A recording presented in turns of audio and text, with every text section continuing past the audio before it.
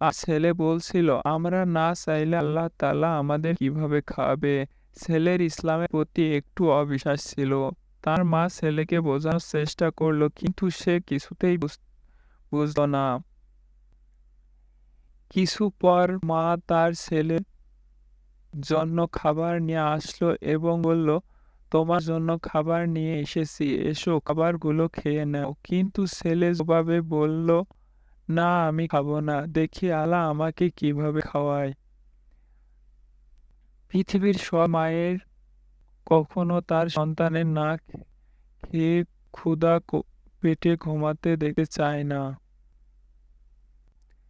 তা সে খাবারের জন্য জোরাজুরি শুরু করার পর সে বাড়ি থেকে বের হয়ে চাষবাদ করা জমিতে গিয়ে ঘুমিয়ে পড়ল। আর সুস্বাদু হালুয়া বানিয়ে ঘুমন্ত ছেলের কাছাকাছি জায়গায় রেখে আসলো, কারণ মা ভাবল রাতে ঘুম ভাঙবে, সুগন্ধ হালুয়ার গন্ধ তার নাকে গেলে তখন সে অবশ্যই খেয়ে নেবে। কিন্তু সেই রাতে ডাকাত দল গরমে হামলা করতে যাওয়ার সময় সেখানে থাকা সেই লোভনীয় হালুয়ার গন্ধ পায়। আর তাদের ডাকাত সরকার সে গন্ধের কারণ তার সাথীদের খুঁজে বের করতে আদেশ দিল। ফলে তার সাথীরা যেখান থেকে গন্ধ আসতে শুরু করেছে সেখানে খুঁজতে খুঁজতে সেখানে যে এক বাটি হালুয়া পেল এবং তার পাশেই সেই ছেলেটির ঘুমানো অবস্থায় দেখতে পেল। সর্দার যখন হালুয়া খেতে গেল তখন একজন বলে উঠল, হুজুর, এই হালুয়া হয়তো বিষ মেশানো আছে, গ্রামবাসী আপনাকে মারার পরিকল্পনা করছে।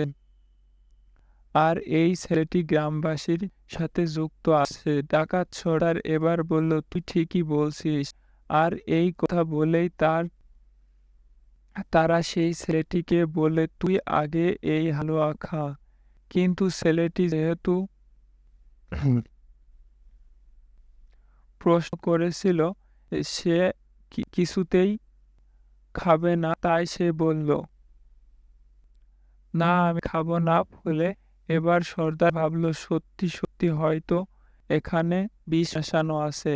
এবার সে ডাকাত ছেলেটির মাথায় বন্দুক ধরে বলল, তুই আমার মারার পরিকল্পনা করে এই হালুয়ায় বিষ মিশিয়ে রেখেছিস, তাই এই হালুয়া এখন তোকেই খেতে হবে, নাইলে তোকে গুলি করে দেব। সামনে রেখে ছেলেটি এবার পুরোপুরি হালুয়া খেয়ে নিল।